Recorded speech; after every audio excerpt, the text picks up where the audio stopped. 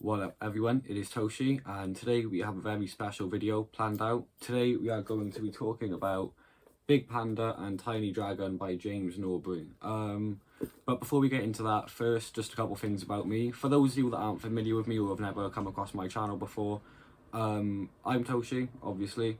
And I usually talk about things like anime, manga, TV shows, stuff like that, stuff like my day-to-day life and hobbies and just stuff that I find interesting. I wouldn't really say my channel has a sort of overall theme or genre.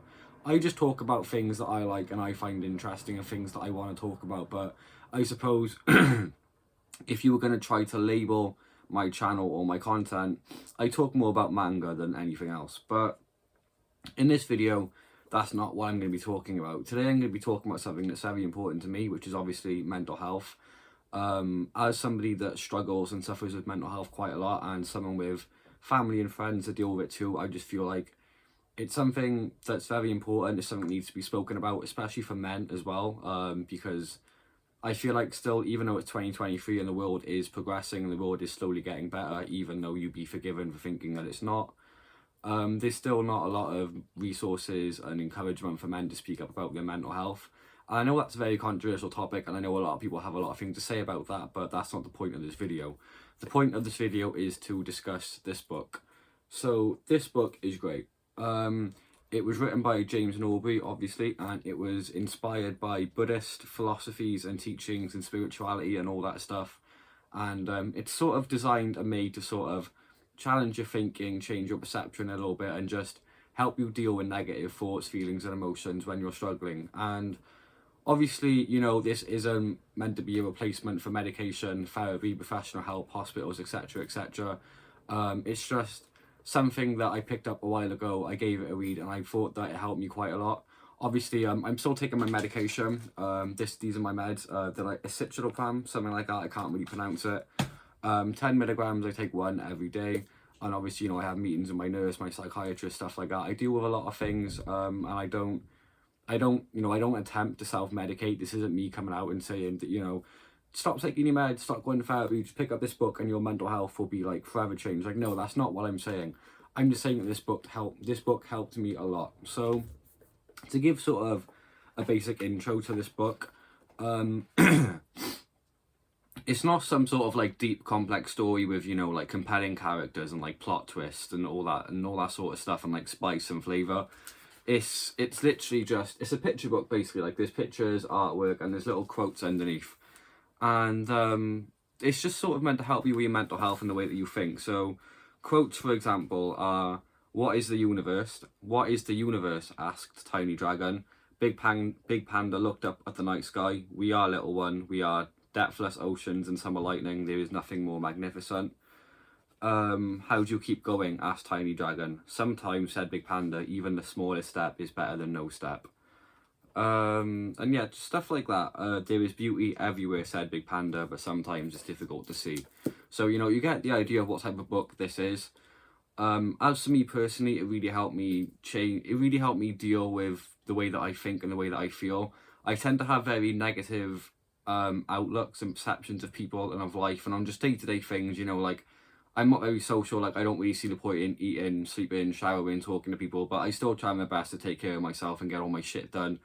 And I don't think there's anything wrong with that, and I don't really think there's anything embarrassing about that. I think as the world progresses, I think we need to encourage people to speak about their mental health more, especially men, women as well. But I feel like there's still a lot of inequality when it comes to mental health between genders. I think there's a lot more help and resources available for women, and I think as a society and like society standard, I think it's a lot more acceptable and okay for a woman to come out and speak about her mental health and how she's struggling.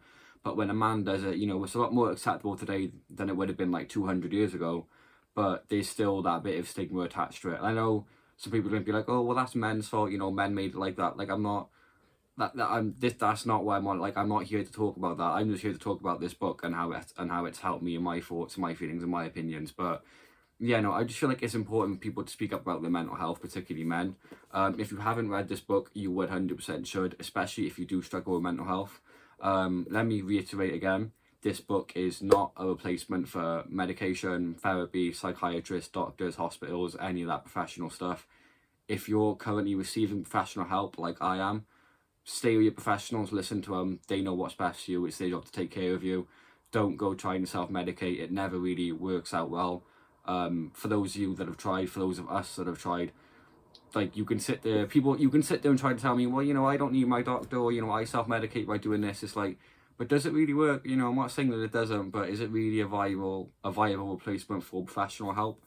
But no, yeah, I feel like I'm going off track a little bit, but overall this book was very good. It was very deep, very intelligent. The author clearly knew what he was doing. I'd like to meet him one day, get to know his mind a little bit more. I'm very into sort of philosophy and spirituality. You know, I watch Exerbia, Apache, all that type of stuff. Like, I like deep thinking. I like thoughts, like to sort of challenge my perceptions and help myself feel better a little bit.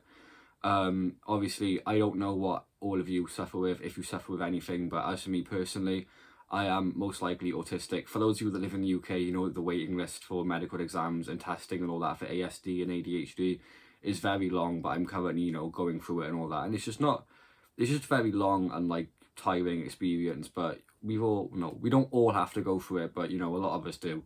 And I'm also starting trauma therapy soon for complex PTSD. So that's personally what I struggle with. I don't know about the rest of you. And I understand that depending on your situation, what you're going through, how you're thinking, how you're feeling, what you're dealing with, this might not even help at all. This might not even interest you at all. But as for me personally, it really has. It wasn't life-changing, no, I'm not saying that it was, but it was a very good book, and I recommend that you all go pick it up, especially if you are feeling low or you are struggling with your mental health. But other than that, I don't really have much else to say apart from the illustrations are amazing. The quotes can sometimes be a little bit confusing and vague, but once you sort of understand them and appreciate them a little bit more, you sort of develop a better understanding, and they sort of hit you a lot harder and a lot more than they would have before you sort of understand it. And I think, you know, it's a book you definitely have to finish. It's not something you can read like the first 3 pages of. You have to just get through it. And I think it really will change your perspective if you finish the whole thing. I think if you read like the first 3 pages and put it down, it's not really going to have an effect on you. But I think if you honestly sit down and read the whole thing and actually think about it, I think it's really helpful, it's really useful. And I highly recommend that you all go read it and check it out. I got it from Waterstones, but you can probably get it on like eBay, Amazon, and any like major bookstore. I don't really know. I've heard it's quite popular, but as far as like philosophy books go, and mental health books, self-help and all that, but I don't know.